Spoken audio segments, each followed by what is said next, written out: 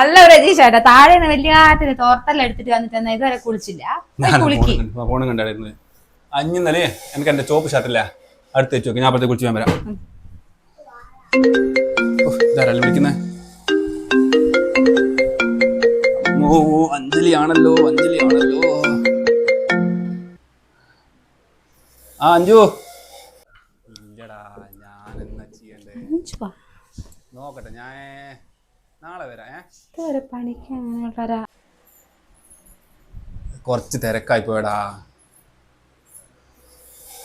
ആ ഇനി സംഭവം മനസ്സിലായി. ഞാൻ നോക്കട്ടെ. ഇനി പതിവാ നാളെ ഞാൻ വന്നിട്ടില്ലെന്ന് വിചാരിക്കറേ. ഞാൻ എങ്ങനെയും വരുവാൻ വേണ്ടി നാളെ ശ്രമിക്കാം. ഓക്കെ ശരി ഞാൻ നോക്കാം. ഞാൻ കുളിക്കാൻ വേണ്ടി പോകുന്നതിന് ഞാൻ എന്നാ കുളിച്ച് കഴിഞ്ഞ് നോക്കി ഇന്ന് വിളിക്കാം. ഓക്കേടാ ശരി.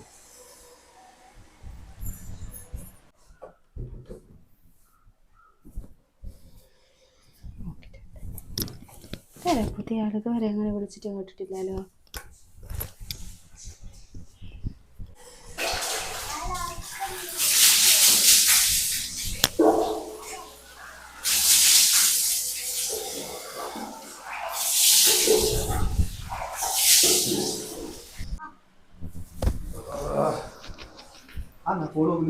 ഇല്ല, ഞാൻ വെറുതെ നോക്കിയ. ഇതാ പിന്നെ എന്താക്ക് ചായ എടുത്തോ. ഓക്കെ.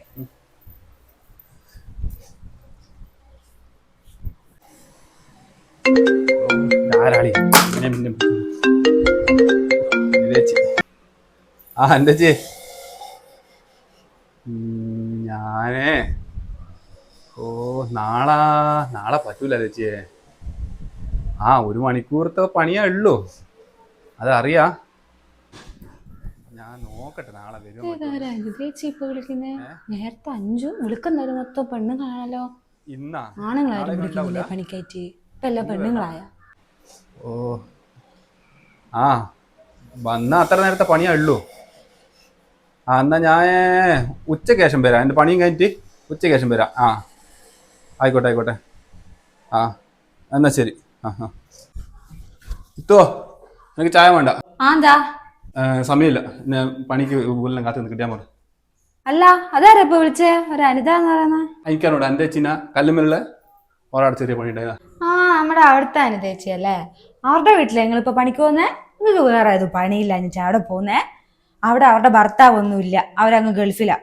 ഭർത്താവ് മാത്രല്ല, അവിടെ ആരുമില്ല. അനിതേച്ചി ഒറ്റയ്ക്കാ താമസിക്കുന്നത്. അവിടെ നിങ്ങളിപ്പോ പണിക്കാന്നും പറഞ്ഞ് അങ്ങ് പോയിട്ടുണ്ടെങ്കിൽ നാട്ടുകാർക്ക് കുശാലായി വേറെ എല്ലാം പറഞ്ഞു നടക്കാൻ വേണ്ടിയിട്ട്. പോവൊന്നും വേണ്ടേ? എന്താ പറയുന്നത്? ഭർത്താവ് ഗൾഫിലുള്ള ആൾക്കാർ പോലെ ഒന്ന് പണിക്ക് പറഞ്ഞു കൂടി. മിണ്ടാടുന്നാണ് എല്ലാത്തിനും ബാക്കിയുള്ള സമയമില്ല. ഈ പ്രതീക്ഷ എന്തും ബാധിച്ചാ പോയേ. ആൾക്കാരെ കൊണ്ട് ഓരോന്ന് പറയിക്കാൻ വേണ്ടിട്ട്. അത് ആരും ഇല്ലാത്തടത്തെല്ലാം അങ്ങനെ പോവാൻ പാടില്ല. പണി ഇല്ലേലും പോരുത്. വരട്ടെ.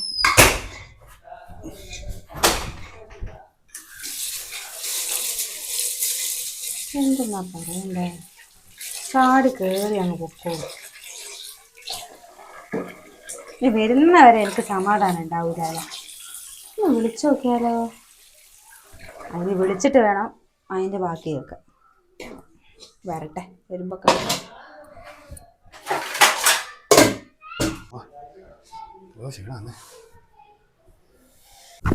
വന്നാ ഇതെന്താ ഇത്ര നേരം വൈകിയേ? എന്താന്നോട് ഭയങ്കര നടുവേനെ ക്ഷീണോ എന്തെല്ലോ ആന്ന്. ഇത്തിരി പണി ജാസ്തിയാന്ന് തോന്നുന്നു. ഇന്ന് കുറച്ച് കുളിക്കാൻ ചൂടുവെള്ളം വെച്ചാണ്. അല്ല എല്ലാം നിങ്ങൾ പണിക്ക് വന്നിട്ടുണ്ടല്ലോ. എന്നിട്ട് ഇതുവരെ ഞാൻ ഇങ്ങനെ എത്ര ക്ഷീണം പിടിച്ചൊന്നും ഞാൻ കണ്ടിട്ടില്ലല്ലോ. കൊല്ലം കുറയല്ലേ നിങ്ങൾ പണിക്ക് വന്ന്? ഇതെന്താ ഇന്ന് അനിതേച്ചിന്റെ വീട്ടില് പണിക്ക് പോയതുകൊണ്ടാ നിങ്ങൾക്ക് ഇത്ര ക്ഷീണം അധികം?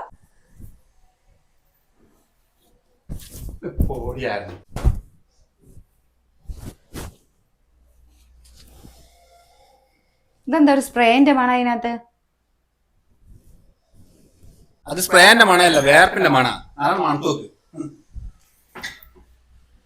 രജീഷേട്ടാ നിക്ക്. എന്തെന്നാണ് എനിക്കെന്താണ് എന്നെ സംശയ? ഇത് നോക്ക്, ഇത് സ്പ്രേ തന്നെയാ മണക്കുന്നേ. നിങ്ങൾ പണിക്ക് പോകുമ്പോ എല്ലാം ഇപ്പൊ വേർപ്പാണല്ലോ മണക്കുന്നേ. ഇതെങ്ങനെയാ സ്പ്രേ മണക്കുന്നേ? നിങ്ങളെ ഞാൻ കുറച്ച് ദിവസമായി ശ്രദ്ധിക്കുന്നു. ഏത് നേരം നോക്കുമ്പോ പെണ്ണുങ്ങൾ ഫോണ് വിളിക്കുന്നു, പെണ്ണുങ്ങൾ സംസാരിക്കുന്നു. എനിക്ക് നിങ്ങളിവിടെ ജീവിക്കാനാവില്ല. ഞാൻ എൻ്റെ വീട്ടിൽ പോകുന്നു. എനിക്ക് സമാധാനത്തോടെ ജീവിക്കാനാ. നിങ്ങൾ പെൺകോന്തരാന്ന് ഞാൻ അറിയല്ലായിരുന്നു. അതെടാ, എനിക്ക് അതിനെ മാത്രമല്ല, നാട്ടിൽ ഒരുപാടായിട്ടുള്ള പെണ്ണുങ്ങളായിട്ട് എനിക്ക് ബന്ധമുണ്ട്. എനിക്ക് എന്റെ കൂടെ സൗകര്യത്തിൽ ജീവിക്കാൻ പറ്റുമെങ്കിൽ ജീവിക്കും, ഇല്ല ഇനി പോട്. അതെ, അതെനിക്ക് നല്ലപോലെ അറിയാലോ. അതുകൊണ്ട് തന്നെയാണല്ലോ ഞാൻ പോവാൻ വേണ്ടി തീരുമാനിച്ചത്. പോകുന്നെല്ലാം കൊള്ളാം, പോയാ പിന്നെ അബ്ബായി പോയി കാണാം. തിരിഞ്ഞ് ഇങ്ങോട്ട് വരരുത്. രാവിലെ മുതൽ മോന്തി വരെ പണിയെടുത്തിട്ട് ബാക്കിയുള്ളവർ ഇവിടെ തികയുന്നില്ല. ജീവിതത്തിന്റെ രണ്ടറ്റം കൂട്ടിമുട്ടിക്കുന്ന എങ്ങനെയാ വാക്കുകൾ അറിഞ്ഞൂടാ. അന്നേരം ഉള്ളൊരു സംശയം.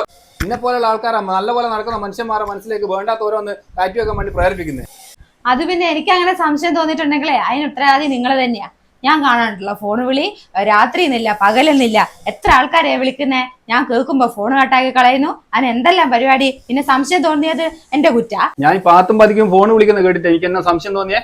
എന്റെ പൊന്ന് ജിത്തു, എനിക്ക് എന്റെ തലയിൽ ഏറ്റാൻ പറ്റാത്ത അത്ര പ്രശ്നം ഞാൻ തലയിൽ ഏറ്റിക്കൊണ്ടാണ് നടക്കുന്നത്. നീ അറിയാം, ഇഷ്ടംപോലെ ആൾക്കാർ പണികളിലിരുന്ന് വിളിച്ച് തെറി പറയുന്നുണ്ട് എന്നെ, പണിക്ക് പോവാത്തതിന്റെ പേരിൽ. അതുപോലെ ഞാൻ കൊടുക്കാനുള്ള പൈസ കൊടുക്കാനുള്ള ആൾക്കാർ എന്നെ വിളിച്ചുകൊടുക്കുന്നത്. അതൊന്നും നിങ്ങളെ കൂടി കേട്ടിട്ട് നിങ്ങൾക്കത് വിഷമാവണ്ടല്ലോ എന്ന് വിചാരിച്ചിട്ടാണ് ഞാൻ നിങ്ങളത് കേൾക്കുന്ന സമയത്ത് അങ്ങോട്ടും ഇങ്ങോട്ടും മാറി എന്ന് ഫോൺ വിളിക്കുന്നത്.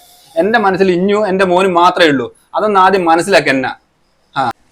പ്രജീഷ് ചേട്ടാ, അങ്ങനെ എന്തെങ്കിലും ഒരു പ്രശ്നം ഉണ്ടെങ്കിൽ നിങ്ങൾ അത് എന്നോടും കൂടി പറയണ്ടേ. നിങ്ങൾക്ക് എന്ത് പ്രശ്നവും എന്ത് സന്തോഷം ഉണ്ടെങ്കിലും സന്തോഷം മാത്രം പറഞ്ഞാൽ പോരാ. നിങ്ങളുടെ എല്ലാ പ്രശ്നങ്ങളും എല്ലാ സന്തോഷത്തിലും ഞങ്ങൾ കൂടെ വേണം. എന്നാലല്ലേ ഒരു കുടുംബം മുന്നോട്ട് പോകുള്ളൂ. ഇനി എന്ത് സങ്കടം ഉണ്ടെങ്കിലും സന്തോഷം ഉണ്ടെങ്കിലും ഞങ്ങളെ അറിയിക്കണം. എന്നോട് ക്ഷമിക്കും പ്രജീഷ് ചേട്ടാ, അറിയാണ്ട് പറ്റിയ തെറ്റ്.